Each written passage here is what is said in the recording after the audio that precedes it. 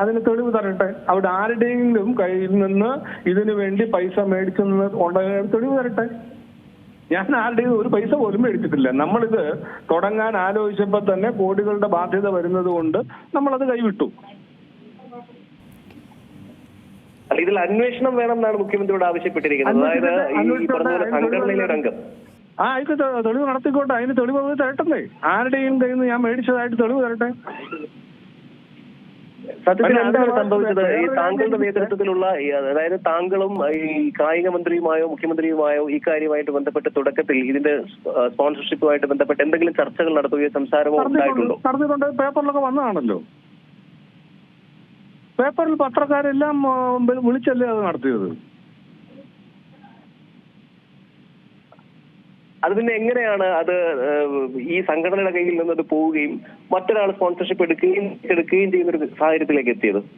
സംഘടനയ്ക്ക് റിസർവ് ബാങ്കിന്റെ അനുമതി കിട്ടാഞ്ഞത് കൊണ്ട് പിന്നെ അത് മുന്നോട്ട് പോകാൻ പറ്റിയില്ല. താങ്കൾക്ക് ഒന്നുകൂടെ വിശദീകരിക്കാമോ? അതായത് കുറച്ചുകൂടെ വിശദമായി പറഞ്ഞാൽ മാത്രമേ എന്തൊക്കെയാണെന്ന് സംഭവിച്ചതെന്ന് പ്രേക്ഷകർക്ക് മനസ്സിലാവൂ. അതായത് ഞങ്ങളൊരു വ്യാപാരമേള നടത്തുന്നതിന്റെ ഭാഗമായിട്ടാണ് ഈ മെസ്സിയുടെ പരിപാടി കൊണ്ടുവരാൻ തീരുമാനിച്ചത്. മനസ്സിലായോ? മനസ്സിലായതുകൊണ്ട് തുടരാം. അപ്പൊ അത് GST ഡിപ്പാർട്ട്മെന്റിന്റെ അംഗീകാരത്തോടു കൂടി അവരുടെ സപ്പോർട്ടോടു കൂടിയാണ് ഞങ്ങൾ ഇത് നടത്താൻ തീരുമാനിച്ചത്. കാരണം ഇങ്ങനൊരു വ്യാപാരമേള നടത്തുമ്പോൾ ആ പീരീഡിൽ കൂടുതൽ വ്യാപാരം നടക്കുകയും ഗവൺമെന്റിന് ടാക്സ് കിട്ടുകയും ഞങ്ങൾക്കും വ്യാപാരം കൂടുന്ന ഒരു സംഭവം ഉണ്ടാകുമെന്ന് വെച്ചാണ് വ്യാപാരമേള നടത്താൻ ഉദ്ദേശിച്ചത്.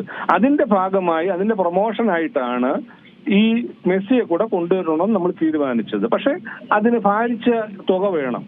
അതുകൊണ്ട് അത് നടക്കാത്ത, മാത്രമല്ല റിസർവ് ബാങ്കിന്റെ സാങ്ഷൻ കിട്ടാത്തപ്പോൾ അത് മുന്നോട്ട് പോകാൻ പറ്റിയില്ല. അതുകൊണ്ട് അതങ്ങ് നിർത്തി. ഏറ്റവും പുതിയ വാർത്തകളും വിശേഷങ്ങളും വിരൽ തുമ്പിലറിയാൻ സീ മലയാളം ന്യൂസ് എല്ലാ ഡിജിറ്റൽ പ്ലാറ്റ്ഫോമുകളിലും ലഭ്യം.